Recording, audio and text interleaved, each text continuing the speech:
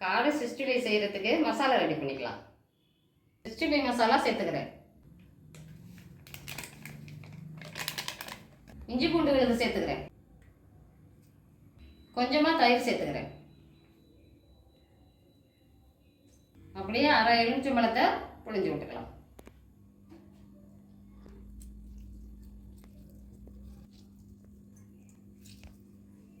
இப்போ எல்லாத்தையும் ஒன்றா மிக்ஸ் பண்ணிக்கலாம்.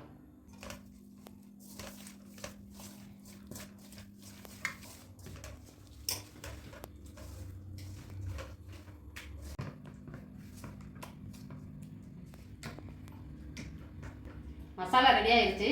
காடையில் மசாலா தடவி வச்சுக்கலாம்.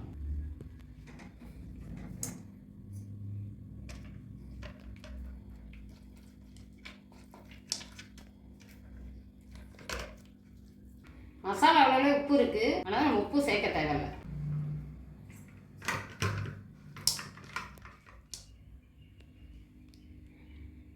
இதே மாதிரி எல்லா காடையிலையும் மசாலா தடவிட்டு உங்கள்கிட்ட காட்டுறேன்.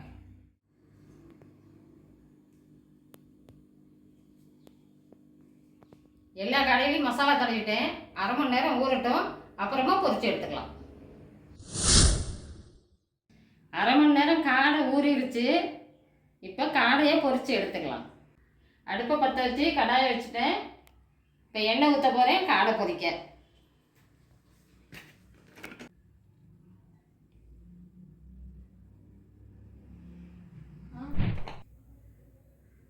பாருங்கள், காடை நல்லா ஊறிடுச்சு.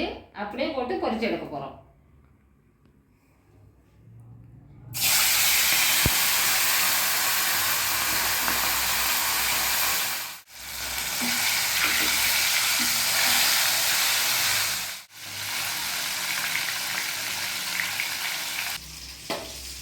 காடை பொரிஞ்சிருச்சு. இப்போ எடுத்துடலாம்.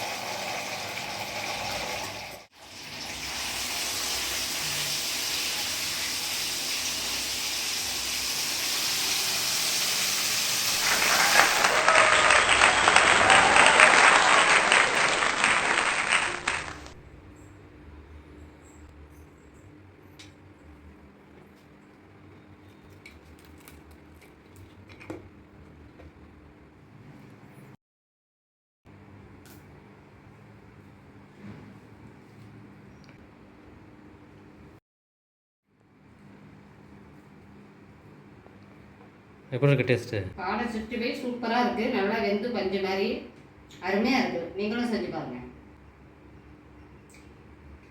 வீடியோ பிடிச்சிருந்தா லைக் பண்ணுங்கள். அடுத்த வீடியோவில் சந்திக்கலாம்.